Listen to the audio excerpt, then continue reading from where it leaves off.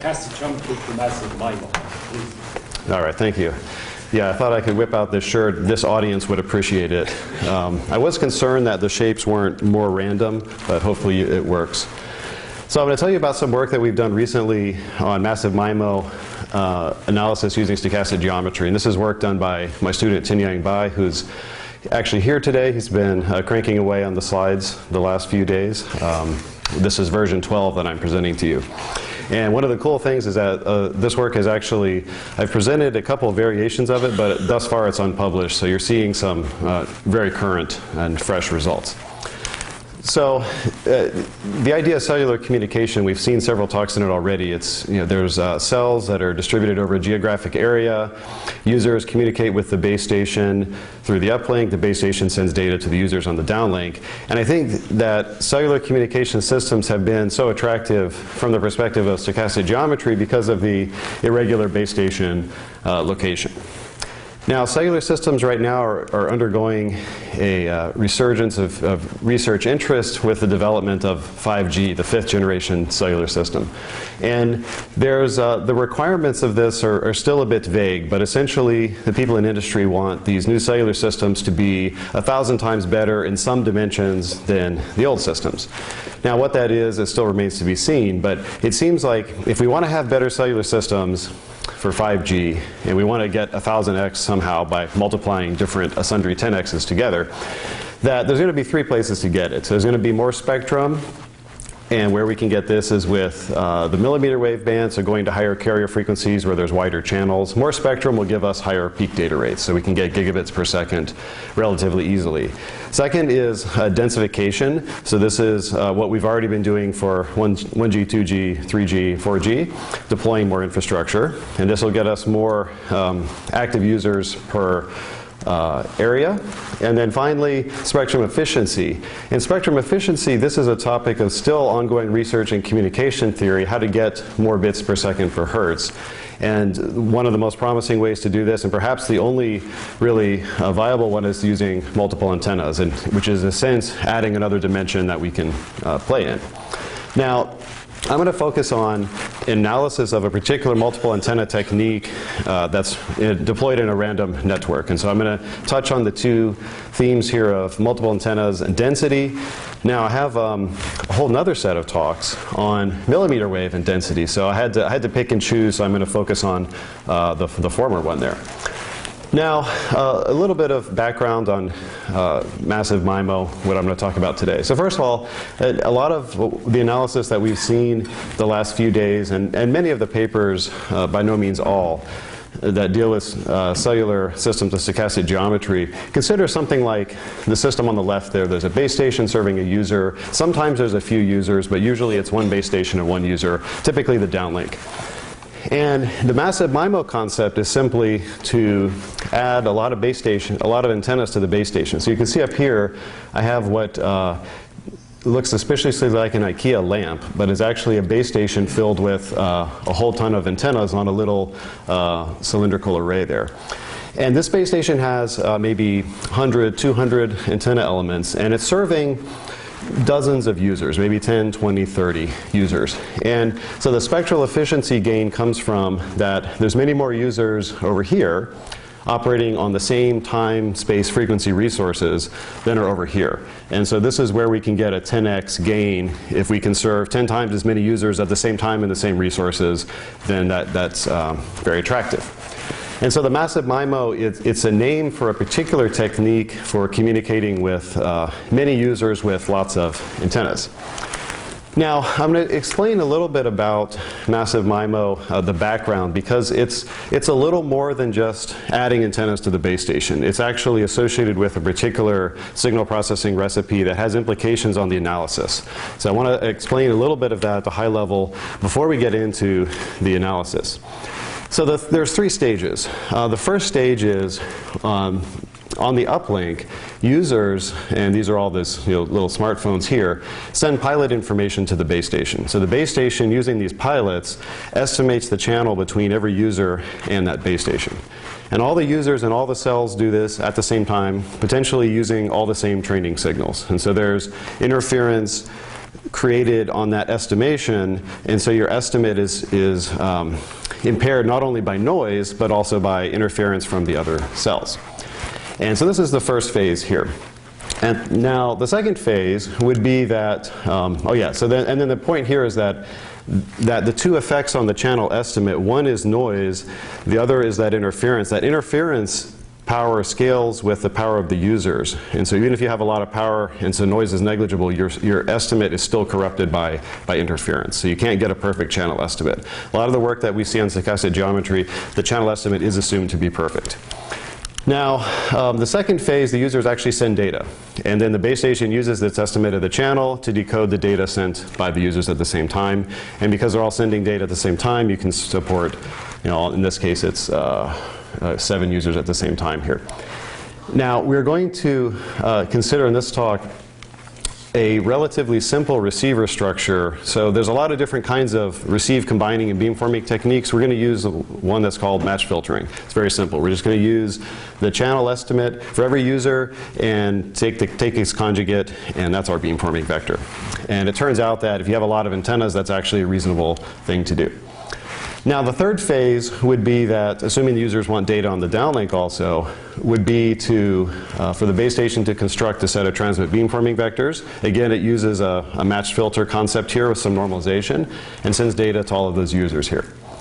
And so in each of these three phases, so we have channel estimation, uplink, and downlink. And what we're going to be interested in analyzing is the performance of the uplink and downlink, accounting also for this channel estimation effect with a large number of antennas at the base station. Now, just a highlights of some of the advantages of massive MIMO and also some of the implications that are going to carry forward into the analysis. So massive MIMO, it's built around a TDD protocol, so the channel is reciprocal, so we can use the uplink estimate for the downlink. That's one of the key features. And because of that, we are saving actually a lot in terms of system overhead. We don't need any feedback, but also the way the structure works is we have this pilot contamination error. So we're saving in terms of overhead. The base station doesn't have to send a lot of data to the users for training because the users send the training, and there's many fewer users than antennas. So there's a significant savings there, but we have to account for that pilot contamination effect. We have a lot of antennas, and we're going to use to serve more users. And so the implication of this is we're going to look at sum rates, not individual rate, but we're going to look at the rate achieved by the sum of all of the users in the cell. We also look at the per user rate as well. Fading and noise become less significant. What happens is, what you'll see is when we have a large number of antennas, the effects of noise vanish very quickly, and actually the effects of fading also tend to diminish as well. And so as a first cut, we're going to ignore the noise in the analysis, but you'll see later how the fading distribution actually disappears as well.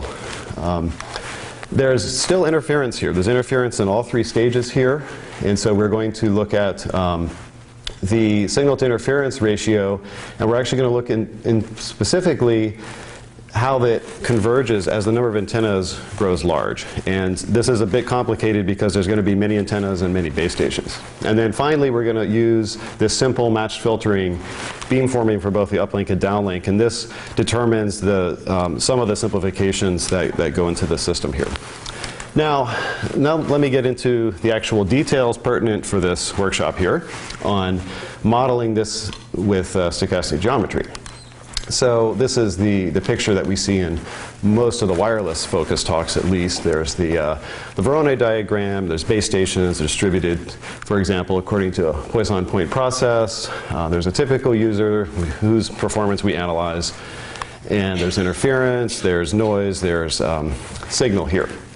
And so the usual game is to derive the distribution of the SINR, or more typically the SIR, and then to use that distribution to compute, well, to infer things about coverage in the network, to compute average rate, outage rate, and other sundry quantities of interest here. And this has been a topic of interest for a number of years now. Now, so going forward here, I want to mention just as a stopping point here, why actually if you're working on stochastic geometry and you're not an engineer, or you're not really an engineer, but you're pretending to be an engineer, which is, I suppose, many of us. Why should you care about multiple antennas? Antenna is a very engineering thing, right? It's an actual electromagnetic device and so on. Well, there's a lot of different ways to use these antennas. And each of the ways we use the antennas will affect the analysis in perhaps in very profound ways. So if we were to use these antennas for some diversity of benefit, that would change the distributions that we would use in the model. If we were to use spatial multiplexing, where we can send multiple data streams to a user, that would potentially require us to use other performance metrics, multivariate metrics, because one SIR might not characterize all the performance. We could cancel interference with those antennas, and that would obviously impact the signal to interference ratio distribution. And we can also design signaling strategies to reduce the interference that we cause to other users. So each of these different ways you use antennas will affect completely the analysis. And so there's a lot of work on each of these topics, in particular in ad hoc networks, but some in cellular as well. Now, so some of the challenges here of going to massive MIMO. This is not just a case where we take the previous results and we plug in M and we're done. Of course, I wouldn't fill up 45 minutes with that. First of all, we're going to look at multiple users per cell. There's certainly some work that does that already, but this introduces certain complications.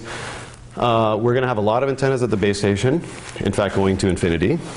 We're going to have a correlated spatial fading channel model. Usually the model is just it's a scalar random variable, and it's Rayleigh or it's Nakagami, something similar.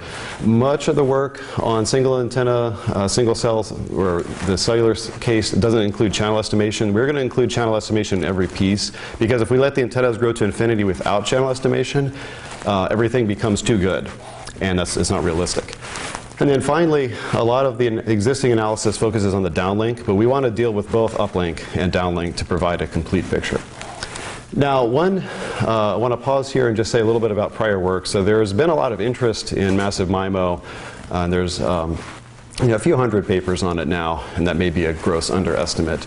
But there's a couple papers in particular related to stochastic geometry, and one of them by Tim Brown and his colleagues here has looked at something that's similar to what we're doing here in a paper a couple years ago at YOPT. And they derive an SIR, asymptotic SIR distribution with infinite number of antennas under some different assumptions. And they have IAD fading channel. They have, which doesn't have correlation. And in particular, one of the main differences is they assume that base stations are distributed as a Poisson point process, but it's marked with fixed circles, which are the cells. So you don't quite get that Voronoi concept. You get something a little bit different. Now, we're also going to have a slightly different model, but it's going to be different than that one and different than the original one as well. And then one of the differences in their model is because of that, the cells can actually overlap, which is something that we don't usually allow in the cellular system, because we're trying to partition the area into different geographic areas. And then one of the final results, which we're going to come up with something different, is they concluded that the signal to interference ratio distribution was the same in the uplink and downlink. And this is not what we find in our simulations, and our results actually show that they can be different. And I'll explain the reasons why. It comes about from the assumptions that you make in the system model. And there's also been some work on some scaling laws, but they really studied the mean interference, not the distribution of SIR. So we need to develop something that's, we think that's going to be more accurate for the uplink and downlink, massive MIMO. So now the system model. So the model is something like as follows here. So we're going to have base stations distributed according to a Poisson point process. There's going to be a fixed number of scheduled users in each cell. Now we're going to assume that the users are also distributed according to a Poisson point process, but there's many, many more users than cells. So there's always k users in a particular cell.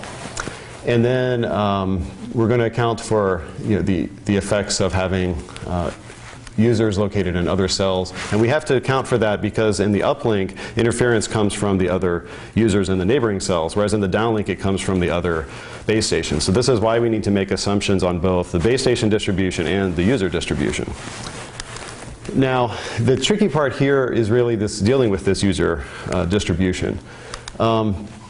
And so let's look a little bit at this here. So suppose we have our PPP with our base station locations. Those are the black dots here.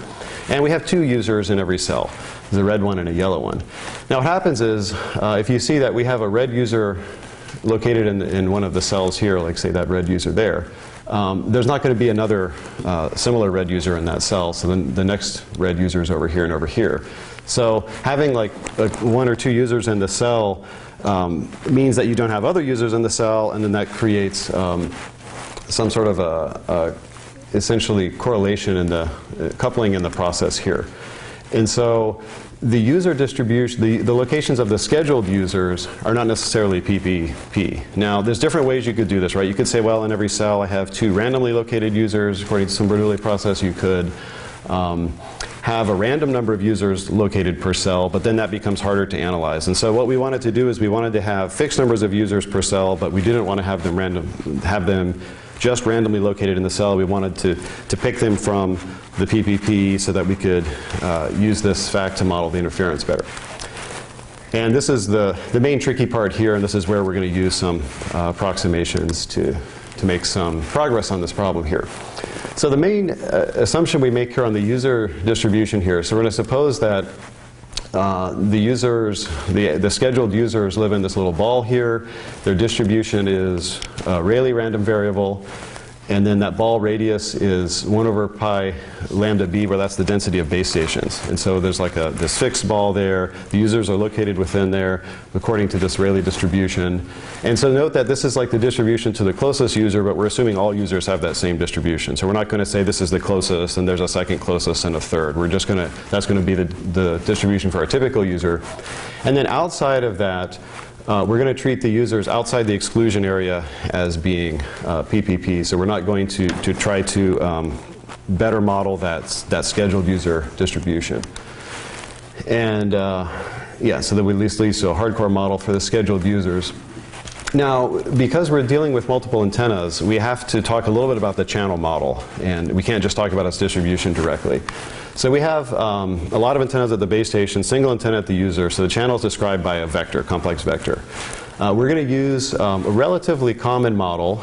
There's a path loss, a spatial correlation matrix, and then a Rayleigh or complex Gaussian random vector here. And so this model, this covariance matrix here, accounts for spatial correlation. When you have a lot of antennas and they're not spaced far apart, the signals that are received from them are correlated together. And that's an important thing to capture in the analysis, because in reality, even though we have a lot of antennas, they don't get spread everywhere. They get denser in a particular area, so they get more correlated potentially. And then for the distance-dependent path loss, we use a bounded path loss model. It does add convenience avoiding that singularity, and it also addresses the near-field issues that even if you have a phone right next to the base station antenna, you still don't capture infinite amount of power. You still get a finite amount of power. And then the one assumption that we make on the spatial correlation, and this is a bit of a technical one, but when you increase the number of antennas to grow large, there's that spatial correlation matrix. Now, if it was low rank, there wouldn't be a lot of scattering. What we do is to get this convergence proofs to work, we assume that the mean square of the eigenvalues is uniformly bounded. And this works for all the practical channel models that we've seen, but I don't have that much intuition on what this means. And in some sense, the rank of the channel is growing as you increase the dimension, but it's the fraction is actually staying fixed. So you still have a certain number of eigenmodes, you're getting more eigenmodes, but then the fraction is about the same. Now, on the uplink side, so again, one of the main things here is we're going to account for the channel estimate in the analysis here. So for the uplink, because the other users and other cells are sharing the same pilots, there's going to be estimation error. And so in particular, what's going to happen is when you estimate this channel at the base station, you're going to get your own channel plus a sum of all the interfering channels from the users that are sharing the same training sequence. And that's the pilot contamination. Because the antennas is growing large, the effects of noise is vanishing, so I'm not even including it here. But we have to account for this effect right here, because this doesn't actually vanish when the number of antennas grows large. Now, let's look at the signal to interference ratio expression here. So what we get, assuming this maximum ratio combining, which is just the match filter I mentioned earlier, there's this is the match filter effect here. And note that this is our contaminated channel estimate, and this is our true channel. So this is what, because of course the signal goes through the true channel, not the estimated channel. And then we have these interference terms. This is our matched filter applied to the interference channels. And so this is from other users. Let's see, this is L, in the cell, and this has got to be the from out of the cell here. So this is actually the out-of-cell interference here. And so there's these three quantities here. Now what happens is that this quantity here is just a function of, this is just the pilot contamination. And this is the interference from other users that are sending at the same time. What's going to happen as the number of antennas grows large, that term is going to vanish. And so we're actually just left with something that only depends on the signal and the contamination of the estimate. And similar story in the downlink, except that we use a pre-coding vector on the downlink that's F, which also happens to be a matched filter, except that it's normalized because of the power constraint. And then a similar story, we have some contamination due to the estimate plus interference, and as the number of antennas grows large, that term will disappear. So now let's look at some of the analysis here in the limit of large numbers of antennas. Yeah? Are you letting the number of users scale with the number of antennas, or it's fixed? No, it's going to be fixed at k here. So we're not going to use there's other approaches where you allow the ratio to grow large and use random matrix theory. I mean, we have other work on that too. But that's hard to extend to having many interferers. That's why we don't take that. That works great for one cell or a fixed number of cells. So let's look at some of the asymptotic analysis here as the number of base station antennas grows large. So this is the expression for the received signal here. And there's three terms here. There's the desired signal. This is the signal power. So there's desired signal, there's the pilot contamination, and then there's the interference term here. And so without going through all the details here, but essentially letting the number of antennas grow large and using law of large numbers, then this converges to essentially just the path loss here squared. So this is the this is the convergence of the path loss. And then, actually, let me look at this here. Sorry, this is the received signal, not the received signal squared. So this is a received energy, not power. And that's contamination. And then swapping the limit in sum in the finite sum. And the interference goes to 0. And then what we're left with is something that looks like this here, the signal to interference ratio here. And so this converges in probability to this ratio. Now, what's interesting about this ratio, there's a couple things. One is that this is just a function of that, basically our path loss, our distance from the user to the cell and the path loss exponent. But it's squared, actually. And we have the sum of those things squared as well. And normally you don't see it squared. And so this is a simple example here where there's a finite number of interferers. And this is the case that was presented in Tom Marzetta's original paper on massive MIMO. So this is the case that's well understood. And a lot of people start with this asymptotic model and proceed. But we wanted to be a little bit more careful with this and say, well, if we have an infinite number of interferers, then we can't exactly do this swap. And so we wanted to be careful to understand if this still holds. And so we derive something which is, and this is a particular law of large numbers results for a non-IID vector that holds here. I'm going to skip the details of it, but essentially we can show that result still holds in a more rigorous way in probability, and converges in probability to that same quantity here. And then this is assuming this is our actual eigenvalue assumption on the spatial correlation matrix I made earlier. So this is nice because it says one for particular correlated channels, and the correlation can be different for every user, by the way. It doesn't have to be the same. It works for the same, works for different. Even if the channel is spatially correlated, as long as it satisfies its eigenvalue properties, this what's called asymptotic orthogonality still holds. And what that means is that the interference from the other users and other cells becomes negligible, and you're only left with the contaminated channel, the effects of the contaminated channel estimate. And so that's good news. So we can use that same expression that was taken for granted for the finite interference case also in the limit as many with many, many interferers. Now, so to deal with to look at this distribution here, so we look at effectively here, so this is I guess a sketch of the proof here. Martin, how much time do I have? I'm totally losing track here. 15, okay, good. So I only have like 60 more slides to go, so perfect. 20. No, I don't want to penalize the next speakers and lunch here. I'm not one of those kind of people. That's what I'm saying now, and then I'll be 20 minutes over and you can't hold me to it. So the idea here with infinite number of interferers, so this is the model I mentioned earlier here. And essentially, to show this, we break this into two pieces. And there's going to be a term that dominates this expression here. And then the other term is going to vanish for sufficiently large radius here. And so that's a sketch of the idea here. And then, let's see here. All right, I guess sorry, Tin Yang, I'm going to skip this here. We were working on the slide for many, many days. I'll come back to it later if needed. And so then the final result here is the derivation of this SIR distribution here. So actually, let me go back here. So we're trying to find the, compute this probability here. Oh, never mind. All right, I'll come back here. All right, I was just thinking it was something else. Now, so the uplink SIR converges. So basically, it converges in probability to this here, where this is now an infinite sum over interferes, not a finite sum here. And then, just to compare, if we were to look at the typical SIR and a SISO link, it would look like this here. This would be like an exponential random variable. This would be your distance-dependent path loss, sum of exponentials, and this path loss. And here, we don't have any fading, which is interesting. And we only have path loss, but the path loss is squared. So what we'll see is some of the results that carry over in a similar form from the SISO case, the path loss exponent doubles. And it doubles because of the squaring that happens here and here. And so that has some interesting implications. I mean, in terms of density, it's going to attenuate the interference faster because the exponent is higher.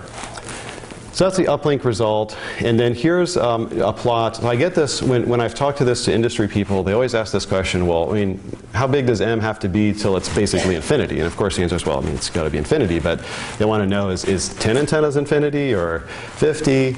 And unfortunately, it turns out that a pretty good approximation to infinity is about 10,000, which may be a little bit more than we're willing to deploy on typical base stations these days. Now, if you go to millimeter wave, well, 10,000 may be still high, but it's a little more within reach. And then, just as an example, this is CCDF of SINR, and this is the SISO curve, and this is 100, 10,000, 1,000, 10,000, and then this is the asymptotic. So this is the thing that we can compute with the analysis, and then these are the other simulation curves here as a comparison. And then one of the things that we can do is use that result to derive uplink distribution. And this is similar to what's been done in prior work, except that here the path loss exponent changes. And so the simulation analysis works well, even though we made that approximation on the distribution. And you can see that the path loss exponent grows. The CCDF gets better because we're attenuating the interference faster. And we're attenuating it even faster than in the single antenna case. So that's an interesting observation here. Now, we also looked at the downlink. The downlink is a little more tricky because of that power constraint that shows up in there, because you're dividing the channel the channel vector by its norm. So the distribution shows up in two places. And so those results are a little more tricky to get. But it turns out here we get something that's very similar. This is a little different than the original Marzetta's work on massive MIMO, but we get a ratio that looks like what we had before, except that there's some scaling factors here, which are normalization constants, which actually depend on the sum of these downlink locations. So it's some sort of a normalization that shows up in there. And this makes it a little different than the uplink expression. And then it also means that the distribution here is in fact different.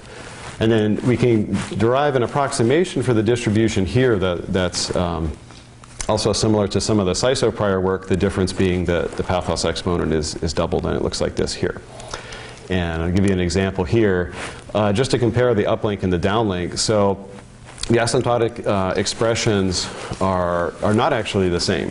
And so they are different, and they have a different behavior. Now, we can get different curves by generating this with different numbers of users.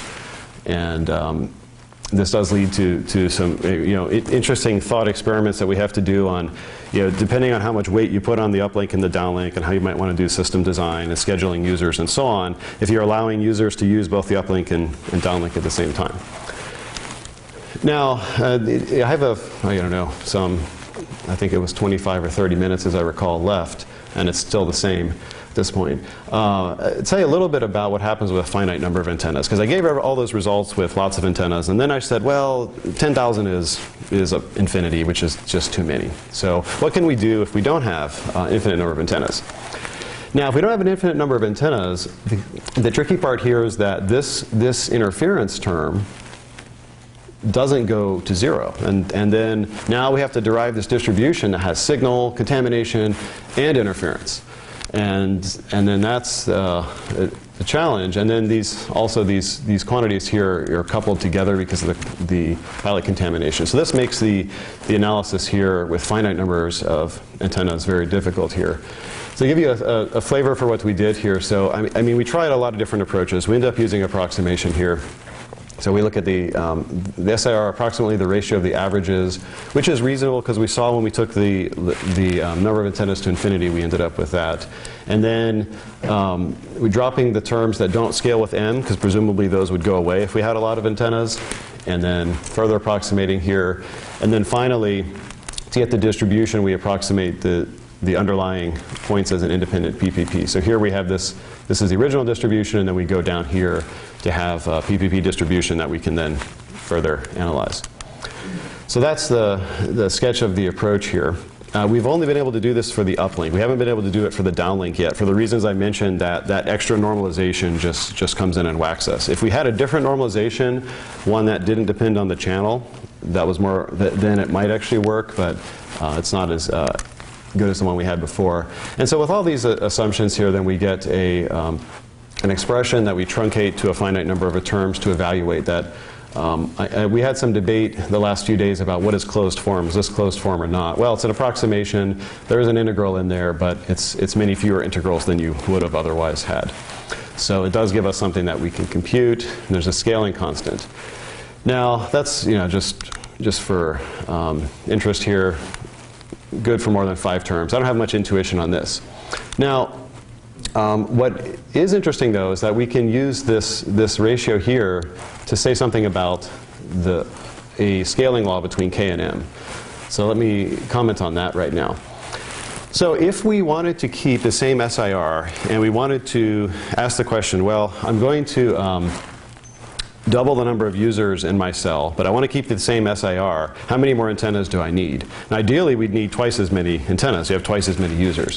What the scaling law shows is that, in fact, that's not quite the case. That if your path loss exponent is greater than 2, there's superlinear scaling. So you might need 4 times as many antennas, not twice as many antennas. And it also says something about the correlation, which is that if you have a correlated channel, and correlation reduces SIR, so you're potentially going to need even more antennas. But then the tricky thing here is that if you have a correlation model that's a function of the number of antennas, the correlation may actually get higher as you add more antennas. So that piece isn't in there yet. But essentially, the interesting thing here is that if you want to let the number of users grow, and you fix the number of antennas to users, then the SIR performance will eventually get very bad. So you have to keep increasing the antennas even more than the user pool. Now, I think the reason for this is because of the matched filter assumption. It might change with zero forcing. I'm not sure, so we can ask my student offline about that. But that I thought here was interesting. And what the implication of this for me was like, well, I like to imagine massive MIMO as the carrier drives up to the base station. Man, we need more capacity in this cell. Hey, let's put up another 100 antennas here. So I like to kind of imagine that that's the cool thing about massive MIMO. You just keep adding antennas when you need more capacity. But what this says is that if you're using this kind of simple beamforming, that you have to add a ton more antennas to get better capacity. So that may actually not pan out. So you won't go to 100 to 200 or 300. You have to go to like 100 to 400 to 1600 to get 2 times more users each time. And this is just verification that, because we had an approximation in there, that this actually works out here. And then it also matches up with a hexagonal model. So finally, I'll conclude here with a comparison with, I say small cell here, but this is basically a comparison with a network where there are a bunch of single antenna base stations that are serving users, and we potentially allow us to have many more of those base stations than massive MIMO base stations. So we imagine that those as being the small cells and the massive MIMO ones as being the macro cells. And the scenario here is I'm going to vary the number of users per cell in massive MIMO, keep it to 1 in the small cell.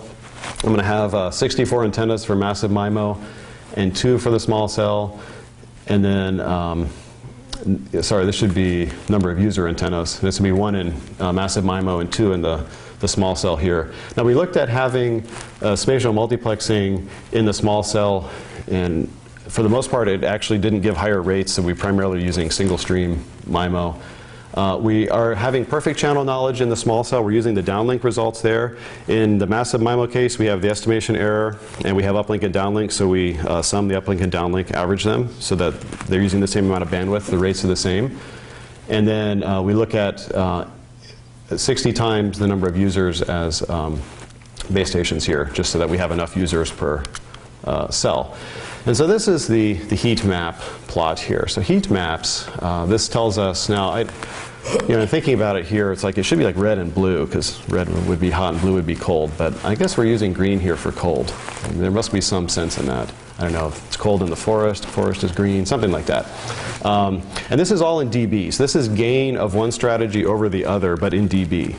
So it's not 2x, it's linear scale here. And so what we do here is here, this is the density of small cells. So this is like where we have one single antenna cell per massive MIMO cell. And this is where we have 10 single antenna cells per massive MIMO cell.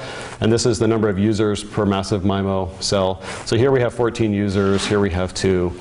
And so the more users we have, the more the sum throughput that's in each cell. And then you can get a sense here of, and then this was in the SISO case here, and then this is the MIMO case where we had spatial multiplexing for the small cell that helps it a little bit better here. And so you get the sense that, so right here, as you go up here, if they have both the same density here, the massive MIMO gives you, much higher gains in terms of average throughput here.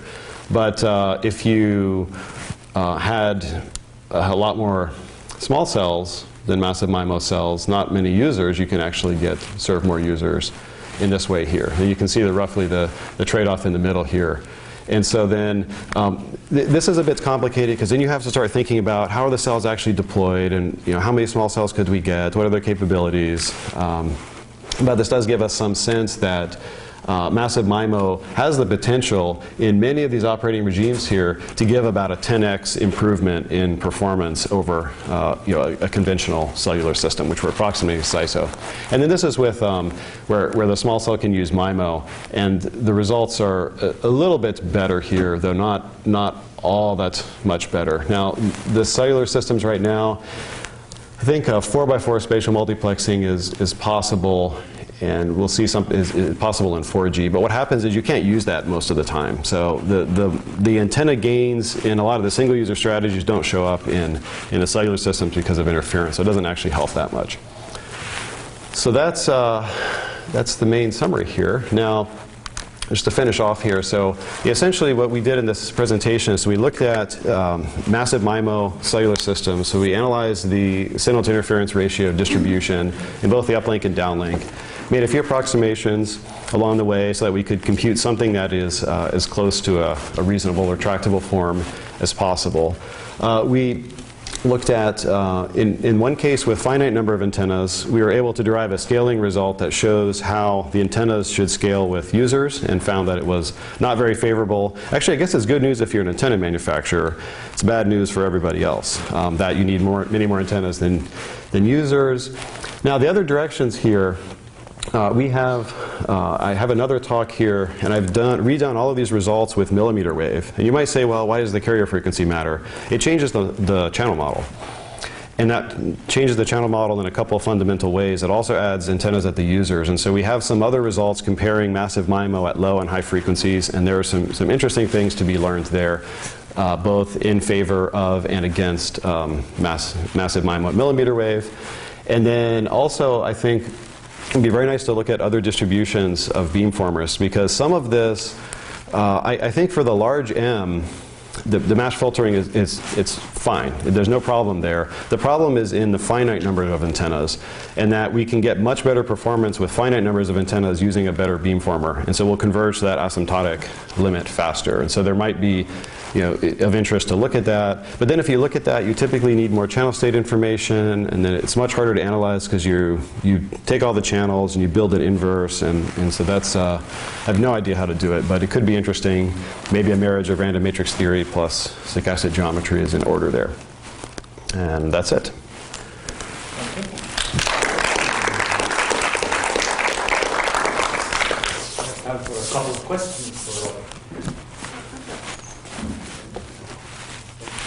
Can you say something about your assumptions on the coherence time and how it affects the result? Well, the coherence time, a particular coherence time was assumed. I don't know where it is here, but how the coherence time, it really only affects the rate results because we assume that there's a certain amount of time that's used for training and a certain amount of time that's used for data transmission. And then, based on Marzetta's arguments, it's about half and half.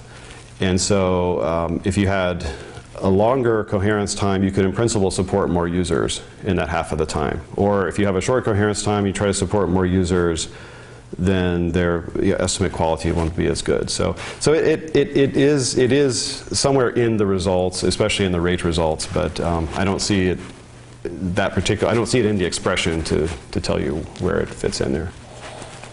Didn't try to optimize the effect of channel estimation with respect to the coherence time or something like that? Not really, because there was a lot of work that was done on that with an infinite number of antennas already, and they found that basically it was half and half. So there's just not much to be bought.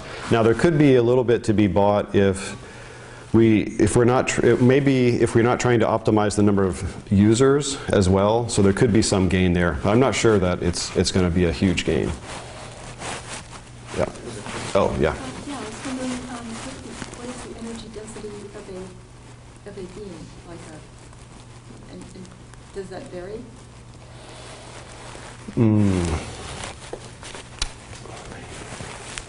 Does the beam go directly to a cell phone with embedded antenna? Ah, I see. Okay, yeah.